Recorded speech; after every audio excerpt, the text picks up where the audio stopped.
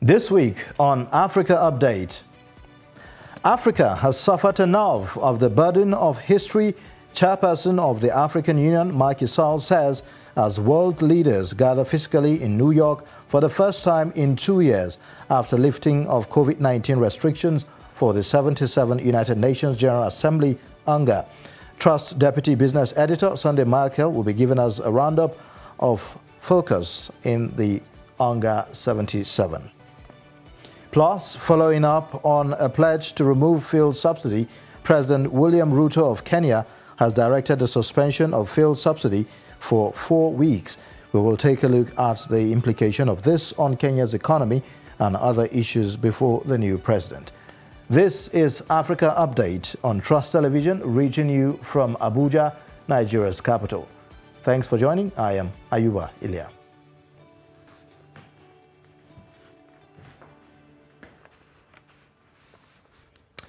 Now, the chairperson of the African Union and president of Senegal, Macky Sall, is calling on global leaders to consider Africa as a provider of solutions with its abundant land, human, mineral and energy resources. Delivering his speech at the 77th United Nations General Assembly in New York, Macky Sall says Africa has suffered enough of the burden of history and it's not willing to be the place of a new Cold War. Take a look. I have the honor to welcome His Excellency Macky Sall. It's been 2 years since world leaders gather physically for the United Nations General Assembly due to the restrictions caused by COVID-19 pandemic. This year, the 77 UNGA theme, a watershed moment, transformative solutions to interlocking challenges, focuses on providing solutions to the shared implications of the Russia-Ukraine conflict, global food crisis, and climate change.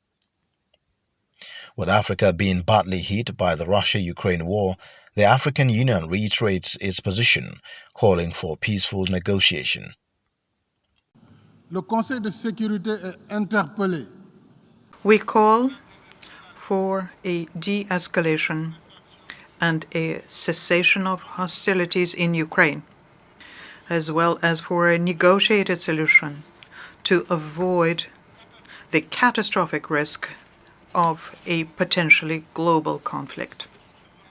Negotiations and discussions are the best tools we have to promote peace.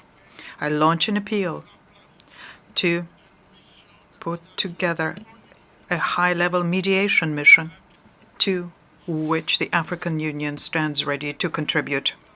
The reduction in government revenues caused by a combination of the COVID-19 pandemic and the Russia-Ukraine conflict has seen more borrowings by many African countries, but with high debt profile, a huge chunk of budgetary allocations on the continent goes to debt servicing. The African Union is calling for the partial reallocation of special drawing rights needed for developing countries to ease financial crunch. And the implementation of the G20 Debt Service Suspension Initiative. Ladies and gentlemen, the unprecedented shock further destabilizes the weakest economies and makes their need for liquidity ever more pressing, so as to mitigate the effects of widespread inflation and support the most vulnerable households and social strata, especially the young people and women. While reaffirming Africa's commitment to the Paris Climate Agreement, the African leaders are hoping to reach a consensus for a fair and equitable energy transition. Let us also work towards the goal of mobilizing $100 billion per year to support developing countries' adaptation efforts and to finance the African Adaptation Acceleration Program under the auspices of the African Development Bank and the Global Center for Adaptation. The African Union believes that giving Africa a seat at the United Nations Security Council and the G20 will give the continent the opportunity to be part of decision-making that affects its people. Let's now join Trust Deputy Business Editor, who is in New York for the United Nations General Assembly. The issue on the table has to do with the Russia-Ukraine war, the impact on Africa, We understand that the issue of debt suspension as well as the issue of climate change are all on the table. Give us a roundup of the focus for African leaders. The Russian-Ukrainian war has affected African countries in various forms. It has completely disrupted global supply chain. We understand how much Russia and even Ukraine means to Africa in terms of total wheat supply, in terms of petroleum product supply, and several other things, that are critical. All that has been disrupted as a result of this war, which then means that the cost of bringing this item to the African continent has more than doubled for a continent that is still struggling to grapple with the effect of COVID-19, even in the global distribution of vaccines. You know how Africa was largely affected because most of these vaccines were not produced on the continent, except for a South African lab that got the accreditation to do so, and even that was not sufficient to take care of the needs of Africa. So the Russian-Ukrainian war continued to take its toll on Africa, and now we are seeing imported inflation as a result of the crisis that is being experienced in Europe as a result of the extension of the Russian-Ukrainian war, where supply chain to European factories, gas supplies to Europe, and all of that have all been disrupted, forcing Europe to look elsewhere and taking on costs that were hitherto not planned for. And the consequence of that, of course, is that this cost will be passed down to people who need this product. So Africa has been at a massive receiving end because the capacity in the continent to depend on itself for the things it needs are not there. They practically depend on the outside, the other continents to be able to support its operations. And moving to debt service, we have shortly after the pandemic, post-pandemic, we're still in that era. However, we are beginning to see an increasing call for some kind of debt forgiveness or debt service suspension from these African countries, largely because of the increasing inflation and all of the catastrophe that had bedeviled this continent. It meant that the African country would then have to prioritize issues around health and food provision, and that has really impacted their capacity to support their operations with falling revenues, and so you have seen increased call by African leaders across various platforms. Recently, the Chinese government responded by saying they were going to wipe up those debts and direct about 10 billion of its IMF loans towards this critical country. 17 of them were identified, to benefit from this scheme. Now we are seeing the Nigerian president, a country that is considered the leader of the African continent, now table this before the global audience, before presidents of over 160 countries, making the case for the need for the world to revisit the issue of debt cancellation in this case, that way to create some breathing rooms in the balance sheets of these countries to be able to then redirect finance to other critical areas like health, like food production, agriculture, if you like education, which are very critical segments that you need to support, if Africa would ever be able to measure up to the standard we see in the world. And just as we saw with the Nigerian president, there had been increasing call for the world, to support Africa when it comes to climate change. Africa today contributed less than 3% to CO2 emissions and all of those critical components that have made the climate endangered. However, when it comes to the devastating effects of these incidences, we are beginning to see more consequences in Africa. We are seeing the incidences of flood just about everywhere and all of that. We are paying as Africans in very great proportions, or we are suffering from the effect of climate change even far worse than the countries who contributed to this. So what is today being advocated as climate justice is that these countries whose actions, whose industrializations, whose activities created over 50, 60, 70% of what you today have come to know as the damages that have been done to climate should be seen to be contributing hugely to some kind of funds to these African countries to help support their resistance or their resilience when it comes to the impact of the climate change. That for them is climate justice. That is, in essence, in a way, what the president was advocating for as part of his speech when he spoke to the over 160 world leaders who were seated at the General Assembly of the United Nations and here in New York when he gave his speech a couple of hours ago.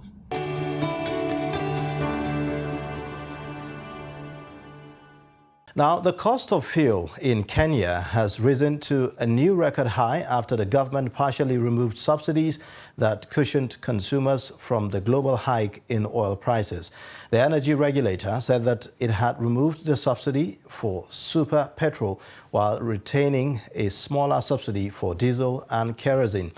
In the new prices, super petrol, mostly used by private motorists, will now cost about 179 shillings a litre, up from 160 shillings, while diesel, which is used by transporters and industries, will cost 165 shillings in the capital, Nairobi.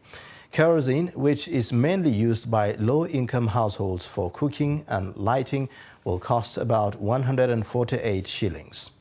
It comes after President William Ruto indicated in his inaugural speech that his administration will do away with fuel and food subsidies, noting that they were costly and ineffective. Now, Daniel Frunat joins me from Nairobi, Kenya. He is from Farside Africa Group, a veteran international journalist who has been in Kenya for 11 years. Thank you so much, Daniel, for joining us on Africa Update. Nice to be here. Well, let's begin with this news about the suspension of the fuel subsidy in Kenya. What's the reaction like as at today, what we know so far? Well, I think the reaction is a little muted. The moneyed class in Kenya who have private cars are the ones that are immediately affected, and they're not the ones that voted for Ruto. Ruto was after the youth and low-income voters.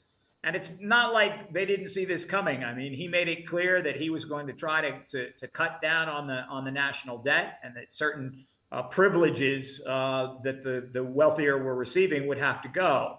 We'll have to see what happens in the long run. If public transportation prices go up because they're paying more for gas for the buses and matatus, then you may see more of a negative reaction. But I think in the short run, the people that are having to pay the extra gas prices are people that can afford it. It seemed like a president who is looking everywhere to show up revenue for the country at the moment, considering the fact that he has promised to cut down on the borrowings in Kenya. So really, with the global strain on the economy generally, what are the options that he have? Well, I mean, I think one of the big things they want to do is in terms of tax collection and make sure they're maximizing the tax revenues. I think it's fairly infamous here that there are people that don't pay taxes, and they're generally very rich people. The second thing that his administration has promised to do is curb corruption. So if people within the government aren't taking the public money, that tax money or the money that's been loaned to them from the World Bank and other international financial institutions, then he'll be able to use that money for other things. The big promise that he made was a hustler fund, so that there would be hundreds of millions of dollars that would be spread out to the lower class, to people that are struggling to raise their standard of living, et cetera. He's got to find a way to fund that, and he basically is promising to rob from the rich and pay to the poor. We'll see if his plans can come to fruition. All right, so we'll take a short breather now, and then when we return, we'll come back and have more thoughts on what's happening over there in Kenya. Please stay with us. All right, you're watching the Africa Update, coming to you live from the nation's capital here in Abuja on Trust Television. Please stay with us.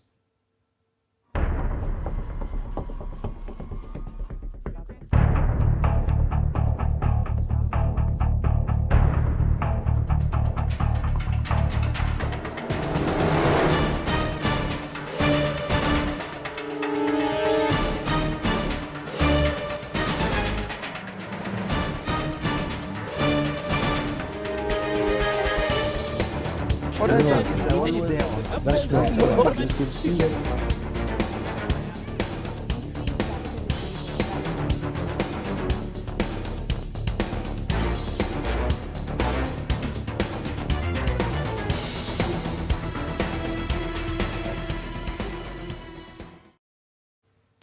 Thank you for staying. You're watching Africa Update, reaching you from Abuja, Nigeria's capital, and reaching you also from Trust Television. I have joining me virtually from Nairobi, Kenya, Daniel Furnad from Far Right Africa Group. He is a veteran international journalist who has been in Kenya for 11 years, taking us through the expectations and all the issues before the new president in Kenya, that's talking about President William Ruto.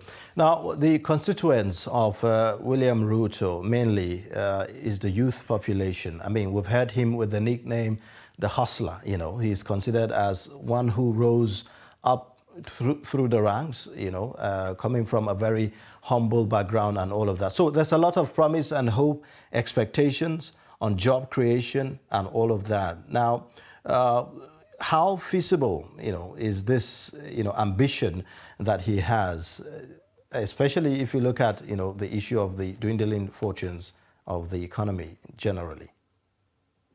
Yeah, well, you know, when it comes to money, Kenya's in a good position in terms of its relationship with the international financial institutions. It gets a lot of support from countries like the U.S. USAID has lots of programs in here to help entrepreneurship and businesses. It you know, has close ties to England, you know, colonial ties, and gets along well with the Middle East, particularly with Turkey. So there is money that's available, but again, what they need to do is curb corruption and show that that money is going to go where it's supposed to go. Into funding for entrepreneurship, into funding for value added from various different sectors in the country. It is possible to you know, modestly raise the manufacturing abilities here. There's a lot of room for Kenya to grow tech businesses. And then, you know, again, what Ruto has appealed to is the idea of hustlers. Well, I mean, hustlers are entrepreneurs. In some cases, you know, more of perhaps his crowd are entrepreneurs that are starting, you know, at a lower level, like he did as a chicken farmer. But, you know, still, you're talking about youth that have tech skills. You're talking about people that have ambitions, people that are willing to roll up their sleeves. I mean, during the pandemic, we saw people, as businesses closed down, you know, starting to set up, you know, roadside sales, you know, going and buying vegetables or going and buying clothes and putting them out there. Kenyans are willing to work hard, but they need funding to get and support to get their businesses going. And Ruto's got to prove that he can do it. Again, you know, I think that many people look very skeptically as to whether this government is one that can control corruption. I think that there were a lot of people that thought that Martha Karua, as the running mate of Raila Odinga, was the right person to curb corruption. But I've talked to other people that think that Ruto, you know, knows where the corruption comes from, and it's the right guy to stamp it out. So we'll see if he does it. And if he does it, I think you will see international institutions respond to helping Kenya grow their economy. All right. So to be able to generate, you know, this, or I would say create employment in the country, definitely you need some kind of investor confidence. You need a lot of investment coming into the country. What's the perception like with foreign investors who are willing to come into Kenya to invest with the coming of William Ruto now? Well, I don't think it's changed that much. I mean, again, you know, the worry has always been about corruption, but Kenya has an expanding population whose income has gone up over the last 5 or 10 years quite a bit. You've got some key industries such as geothermal energy that, you know, just print money when you invest in them, and more you've got an insurance sector here that's starting to provide some risk assessment and risk mitigation that makes foreign direct investment more attractive. So I don't think things have change that much. I think there's going to be a honeymoon period for a little while where people want to see what Ruto's going to do, whether he's going to crack down on corruption, whether he's going to, funnel money to the hustlers, and how that's going to work out. So you may see a few people take a pause. But I think Kenya's got a vibrant economy. It's a leader in East Africa. And I think you're going to continue to see investors take a very close look at what's going on in Kenya, because there's money to be made here. So we've had, promises about, making sure that there's religious freedom in Kenya as well. So there seems to be an issue about religious tolerance and all of that, and with the activities of Al-Shabaab, security-wise, and the rest of them. What's the expectation from, Ruto as he comes into power? Well, I don't think on a daily basis Kenyans are worried about their security from the Al-Shabaab or from terrorism. I think on a daily basis they're more worried about getting robbed by their neighbor or by the government. But I do think that Ruto is going to have again a honeymoon period, a warming with the military, where they see and the security forces, to see where he goes on this. But I don't think you're going to see him do anything dramatic, like raise police salaries quite a bit, which is something people would like to see happen here. By the same token, I don't think you're going to see him take anything away from the military. So I don't expect any kind of big shakeups in the security sector here. All right, that's also something that seemed to be a bit of a problem in Kenya when it comes to the issue of resource, for the sharing formula for resources in Kenya. It seemed like it's always accompanied by a lot of debates each time. It's, the government make budgets and all of that. So take us through why, are we having this, and then what are the likely solutions? Kenya's President William Ruto is profiling one of the solutions. So, but how feasible is it going to be? Well, devolution started with the 2010 Constitution, and the idea was that funds, but also authority, would flow to the counties, the 47 counties in Kenya. Now, I think you've seen certain counties have really strong local administrations. Machakos County is a good example, not far from Nairobi, where the local leadership has taken devolution and run with it, and been able to attract businesses and been able to attract investment, and being able to develop what they've got in terms of agriculture, in terms of other resources. I think that other counties haven't done as well, and so sometimes they're complaining that they want more money from the federal government. Now, there's a bit of a tug of war between the more populated counties and the less populated counties, which tend to have more land mass. And the populated counties say, we need more money because we've got people to spread it around to. And the larger counties with the smaller populations are saying, we're less developed. We need money for development to catch up with these other guys. It's just going to happen. There's always going to be a push and pull. Nobody's going to feel like they got enough money, and especially until corruption is tamed. Because if there was more federal money to go to the counties, maybe you would have some happier counties. But as long as all this money ends up in Swiss bank accounts somewhere and it's not able to spread to the counties, there's going to be people that are dissatisfied.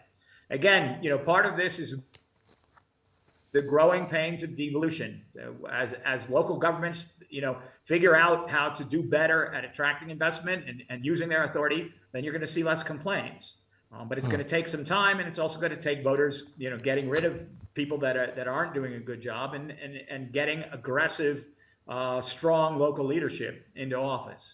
Now, inflation at the moment is a global issue. I mean, virtually every country is dealing with its own fair share, partly due to the Russia-Ukraine war and all of that. What's the level of impact in Kenya as far as the Russia-Ukraine war is concerned? We've seen food prices go up quite a bit. I think eggs are up 25%. I think bread is up 20%. Milk, I think, is up about 25%. I mean, a lot of the staple foods have really risen. Uhuru Kenyatta, the outgoing president, was trying to bring down the cost of maize flour, which is like the staple here in Kenya, to make people happy ahead of the election to try to get his candidate, Raila Odinga, elected. So it's something that's on everybody's mind, and it is affecting people. You know, there will be families that are you know, eating less, that are, you know, some that are going hungry. It is something that Ruto has promised to raise people's standard of living and try to find some solutions to these price hikes. It's something that he's going to be judged on. And you know, you know, before we talked a bit about, you know, some of the advantages that he has and some of the things that Ruto can do, but he's got a lot of the weight of a lot of expectations. I mean, number one, 50%, almost 50% of the people didn't vote for him. It was that close of a race. And number two, the people that did vote for him are people that are hustlers, or that are struggling. So he's got the weight of a lot of expectations and a lot of promises on his shoulders, and he's going to have to find a way to make sure that people can eat. All right. Well, tied to that is definitely, to be able to deal with that, you have to increase production, which is what a lot of countries are attempting to do. So to be able to increase production, say for instance in agricultural sector, a lot of things need to be sourced locally, right? So in that regard, what are the expectations from Ruto? Well, again, the expectations are very high. He's promised a lot. You know, people have a new leader in. He seems very dynamic, perhaps compared to the outgoing leader. You know, I think they're expecting a lot from him. Keep in mind that until about 2 years ago, Kenya was destroying a lot of food in order to keep prices for farmers and in the marketplace a little bit higher, because they would get depressed because Kenya has had a food surplus. Now that you've got the drought, which has affected farmers in Kenya, you know, not as badly as in Ethiopia and Somalia, but has affected people adversely here, so there is less produce on the market. But Kenya has the ability to feed itself. So I think as long as Ruto can do right by agriculture, that's another strong card that he can play. Again, you know, getting rid of corruption and making sure that you know, the dealings are fair for farmers, so they're motivated to produce. All right, thank you so much, Daniel, for that. Thank you for your insight and your perspectives on Africa Update today. We appreciate you. We look forward to having you again on the program. Thank you very much. It was nice to be on Trust. Yeah. With that, we've come to the end of Africa Update for today. You can watch us live on YouTube and also watch us across all social media platforms. I am Ayuba Ilya. Thank you so much for watching. Bye for now.